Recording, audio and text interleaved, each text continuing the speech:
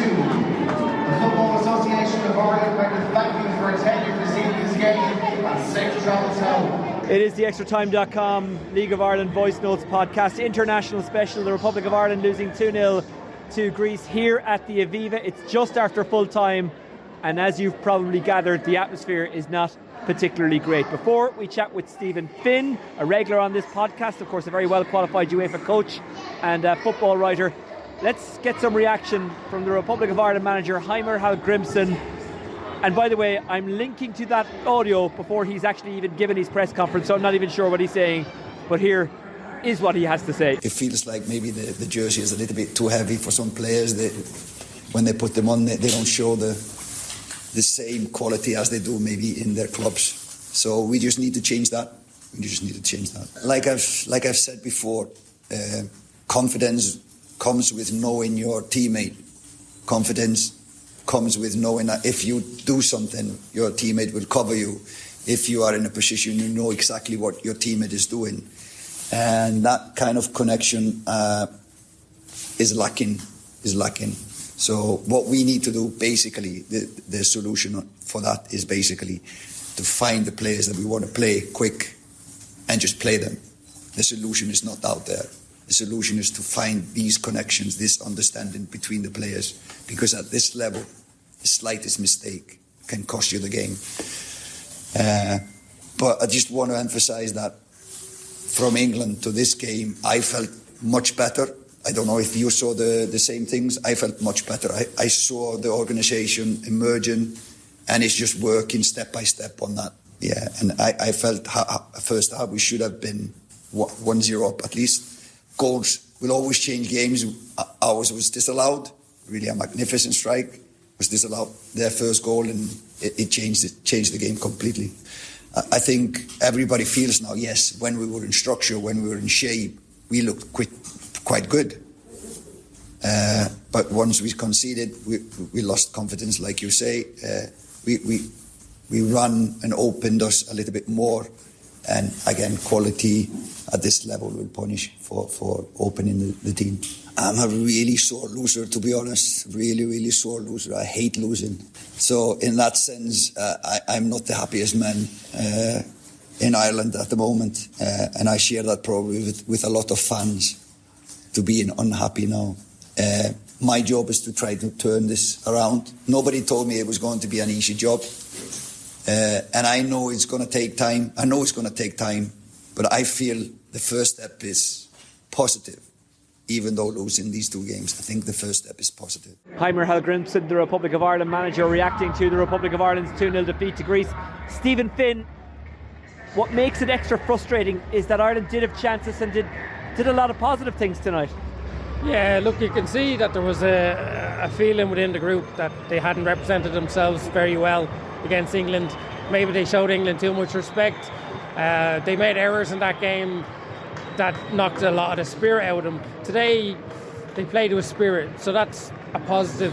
Obviously, we're seeing flaws that are, it's not just going back a year, it's going back 4 years at this stage. We conceded another goal from the edge of the box. This is an epidemic now. And I say this, I'll say it all the time. Stephen Kenny, as the manager, got all the flack for the team not producing. But the reality is, we concede goals because players make mistakes.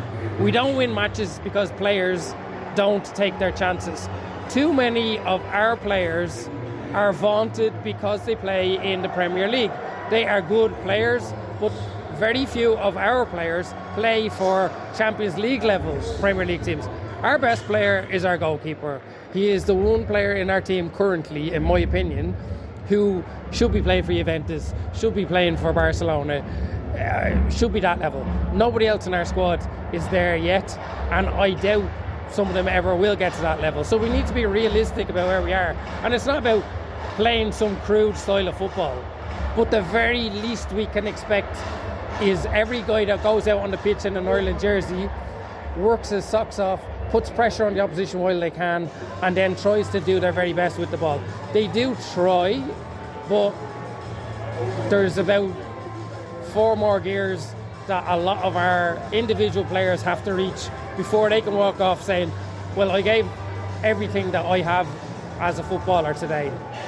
Let's go through the goals from tonight, but first let's go through the goal that wasn't, and it would have been one of Ireland's greatest ever international goals. Now, I appreciate you're like me, you've been sitting in the stadium, so you mightn't have seen a replay.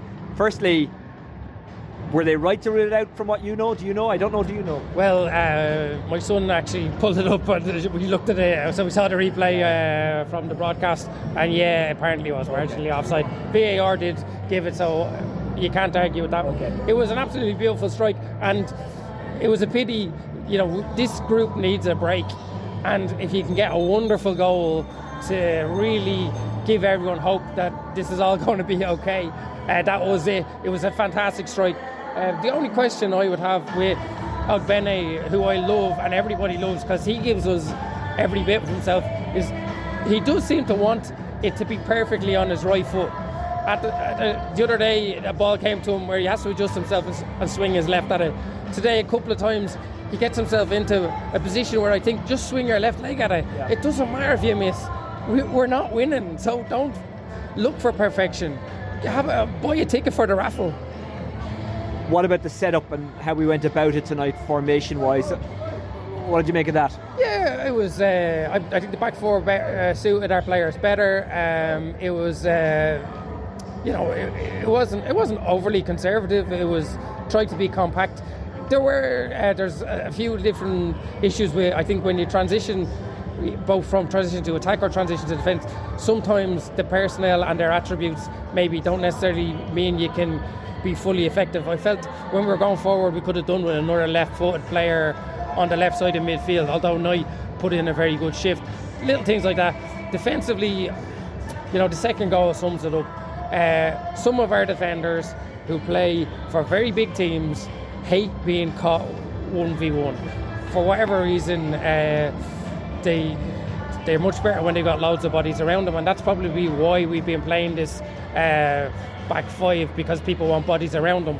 But we're going to have to grow up and accept the fact that for periods of the match, your centre-backs are going to be 1v1 versus an opponent. They're going to have to cope with that stress. Yeah. And it cost us badly today on that goal. We're talking and walking at the moment because we're not actually in the press box, we're in an emptying stadium. We've stepped back inside now.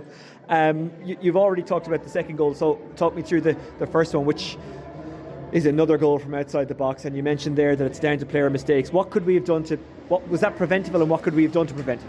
Yeah, look, I would have to look at it again, every minute detail of the movement of the players, but ultimately when the ball comes to the edge of your box, you have to throw bodies in front of it. Every player has to Did we not with that, from what you can remember? Well, no, they're there, but they're not stepping right out aggressively. Why is that? Why would a defender who's playing in the Premier League or Championship not do that? It's hard to explain why. I do feel that if you go back to the England game the other day, the first goal, after Gordon's effort is blocked, people are running back, but they're not running back and getting locked on to opponents. Like the first goal, or the Rice's goal the other day, there was just 3 England players in the box and there was 8 Irish players in the box. So they're getting back, but they're not getting back and using your brain. Like people would always say in football, work harder, but you have to work smarter. As you're running back, you have to be aware who is the danger here. There's one ball and there are opponents. Let somebody deal with the ball. You make sure the nearest opponent is locked on.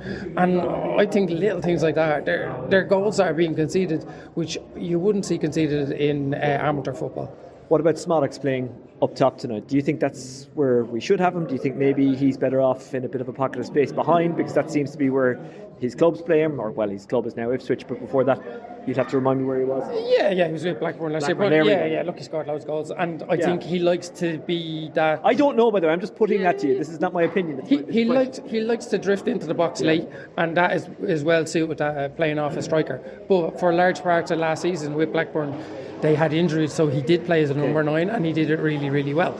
It's funny because Smallbone got man of the match, although some people booed him, which I found a bit weird because I think Smallbone, he's not perfect, far from it, but I think he's our most likely midfield player to create stuff, right? So Smodic and Smallbone probably want to go into the same pocket. It would have probably been interesting to see if Ida had started with Smodic in behind him to see how that would have worked out. And when they brought Ferguson on, I think that's what they were trying to do. To be honest with you, I feel that even though we're frustrated at losing, Greece obviously have come here and done us again. If we're calm, we'll say that there was aspects of this performance which gives us hope that... what are those aspects? Well, the effort and the endeavour, the collectiveness of the group. The problem that our group have is when they concede, it really knocks the stuffing out of them. So I've felt for a long time that this collection of players have a leadership problem. Coleman is by far the real leader in the group. There are experienced players, but experience doesn't necessarily mean you're a natural leader. And for me, I wonder if maybe Smodic would have been a better choice as captain. I'm not criticising Nathan Collins as being appointed as the captain, but I wonder about leadership as in when you're in a storm, you want a captain of the ship who knows how to keep the crew calm while they weather this storm. And maybe we and the management team are going to have to work out which of these players is going to carry these lads forward as a leader, because Coleman's not going to be around forever. Just before we leave the senior team, I want to ask you a couple of questions, one of which is about the management situation. Now, Heimir has already talked on this podcast. I don't know if he's addressed this because, as I say, we're doing this chat before his press conference. There seems to be some confusion as to how it's actually working management-wise. Firstly, do you think we as media and as fans maybe are looking too deeply into that? Or do you think there is an issue there that needs to be addressed and needs to be solved? Well, they've spoken about it, so they're trying to let us know that everything's okay. So we can only take them on their word for what they've said, and that the players are okay with how it's gone. I think we all hoped that after this long search for a manager, that the manager would come in and be a bombastic person who would say, this is how I'm going to do it, and I'm going to lead us all in a new direction. The fact that he came in and after 2 months said, well, I'm actually going to see what the lads are like, and he would have learned a hell of a lot here, just shows you the great disappointment of not appointing a manager ahead of the 2 windows that we've had, right? So he's had to make, he's had to grab this job and learn in competitive games, and that is really difficult, and the confidence is ebbing away from the players. So we could be in a situation where, this losing streak continues and it gets worse before it gets better. And I don't think that was the positive start that we wanted when a new manager was appointed. So on that perspective, I wouldn't have done what he's done, and I don't think too many other managers in the same position would have done it. Like Brian Kerr said when he took over the Faroes, even when he walked in the dressing room, he wasn't sure that they knew what he was on about, but they knew he was a manager. And I would imagine if any of the other candidates who had been made Ireland manager had 2 months to prepare for their first match, they would have probably approached it in a more assertive way, right? I'll be very interested to see what his thinking is and what he feels he's learned and how he's going to carry this forward. And just before I let you go, you were out in Tallaght earlier on. My sat-nav actually brought me by Tallaght Stadium, unusually enough, because there was such a logjam coming in the M50. And so I passed by and saw there was a decent crowd. At that stage, we were 1-0 up because I was doing the listening to the TV commentary while driving in. And I only actually found out just before I got here, it ended 2-2. Firstly, your reaction to the result and the performance. The result is definitely... It was against, I don't think I said Latvia. It was against Latvia in a qualifier. And again, I don't know where it leaves us regards qualifying and all that. Yeah, so the circumstances were this. We won away in Turkey the other day. If we'd won today, we would be in pole position heading into our last 2 matches, home to Norway, which is probably going to be in Cork, and Norway are third, and then going to Italy in Trieste on October 15th with basically the top 2, and the winner of the group goes through automatically, and the best runner-up also goes through. Okay. So we would have been in a highly possible position of, if we'd won today and won against Norway, we may well have already secured our qualification through either of the top two positions. Now, as it happened, the game was a bizarre one in that we absolutely battered Latvia. Latvia scored with both of their opportunities, and as a result, what should have been a 4-0 win ended up as a 2-2 draw. So very disappointing for Jim Crawford. There was some lovely football, especially in the first half. Rokovata was excellent, Joe Hodge was brilliant, Mahili in midfield was good. Everybody did lots of good things. Just unfortunately, we conceded 2 very disappointing goals. Is there any hope that we can cling on to from that under-21 group as we look at the seniors and look towards the seniors? Yeah, I think I said the other day that the only cure for this Irish senior international team is time. Mahili, centre midfielder, playing in Belgium, previously of Cork, did very, very well. We all know Joe Hodge, he's been in the squad before, hasn't made his debut with the seniors. Joe's on loan at Huddersfield. To me, if he went to Belgium and did a Josh Cullen at Anderlecht, he could well come in here because he's got the moxie to be a serious midfielder, in my opinion. And look, there's lots of exciting attacking players. Anselmo Garcia at the back, left-sided centre-back. There's an awful lot to be positive. And even with the 19s, I was watching them earlier on against Slovenia, there's really exciting players. But time is the only thing. And also, will they get the breakthrough at clubs that will use them in a way that helps them be effective for us? It's a wider discussion that we don't have time for right now because the Aviva is basically empty, and I have a feeling that we're going to get a tap on the shoulder to move us. In fact, I can already see security behind us looking at us going, what are they doing? Stephen Finn, thank you very much for joining us on the Extratime.com League of Ireland Voice Notes podcast, Republic of Ireland special. You were talking about the under-21s there, so let's hear from their manager, Jim Crawford, who spoke to Andrew Dempsey of Extratime.com. Chalk and cheese from Friday to tonight, but look, that's international football. We said to them, they're no mugs. They drew it.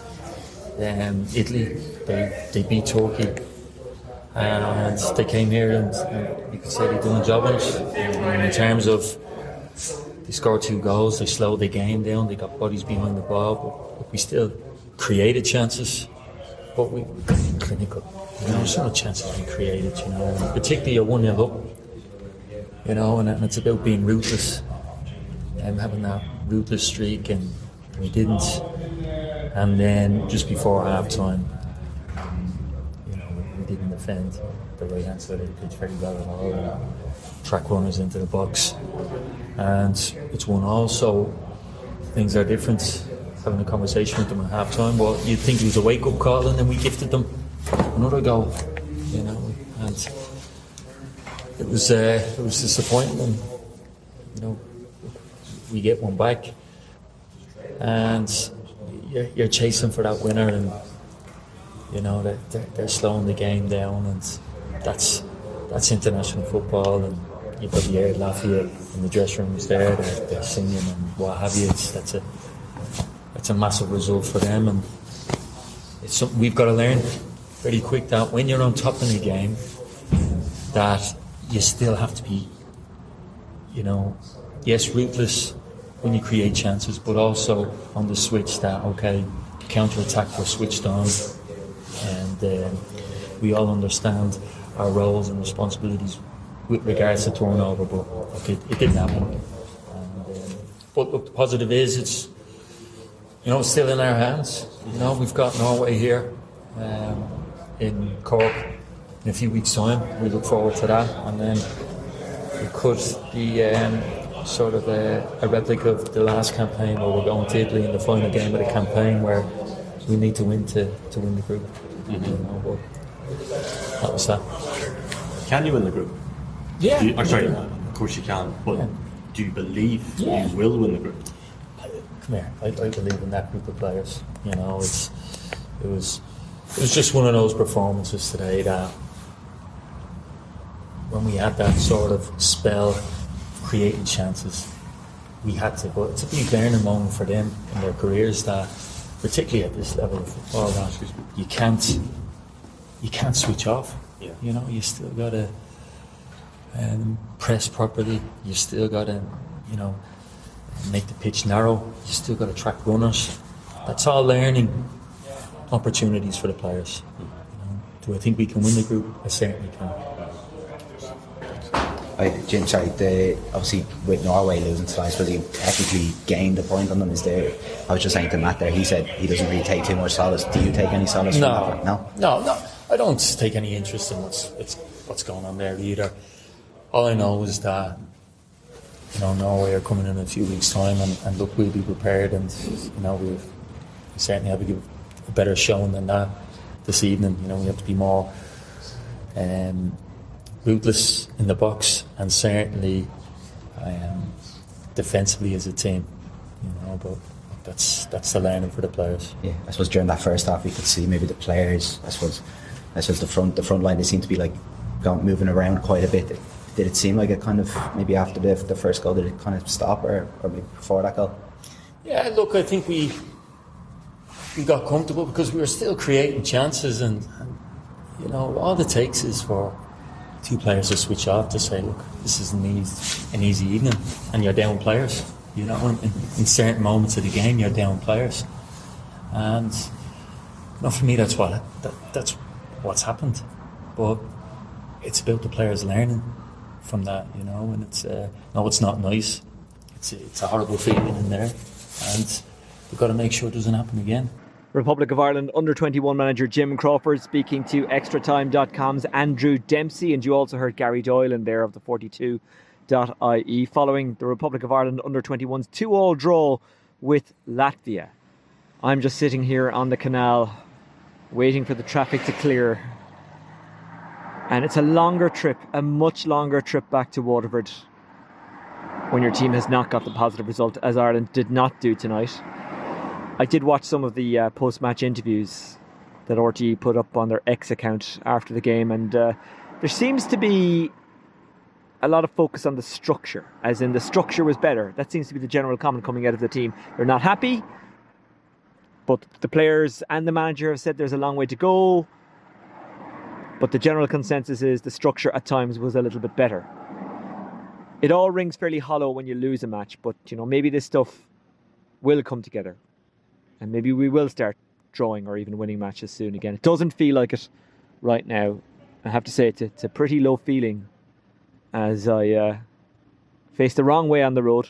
That's not a metaphor, by the way. I'm actually facing back towards Haddington Road when I should be facing the other way for going back to Waterford on the canal. But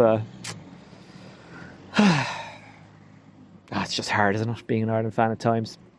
The League of Ireland is back in a couple of days' time. I will be in the RSE for Dundalk against Waterford FC. If you want to listen to that game, if you can't watch it on LOI TV for whatever reason, and you do want to listen, I'll be doing it online for LMFM, and we will have a podcast afterwards. We'll also have reaction from the other games at that night, or other game that night. I think there's only one. I can't remember. I'm just too down to do any research right now. You can read all about this game on extratime.com. You can read Andrew's work from Tala earlier on tonight as I speak to you, last night as you listen. And John O'Shea was at the Aviva. You can read his report if you want to go back through this in written form. Quite frankly, I'm surprised you've made it this far for two reasons. One, it's always harder to indulge when your team is lost. And two, the second captain's also had a special podcast out late. So, why would you listen to me when you can listen to them? Well, maybe you listen for Stephen Finn. That's a good reason to listen. And Andrew Dempsey as well. Right, that's it. You can get me on @Oisin Langan. You can contact extratime.com through the usual ways, and the details are up on the website. Hopefully next time we're doing a post-match podcast after an Ireland game, there'll be a happier tone, but there isn't right now. From the canal, ahead of my long trip home, I will say good night. Well, you're probably listening tomorrow, aren't you? As in Wednesday. I will say good day to you. Take care. Bye-bye.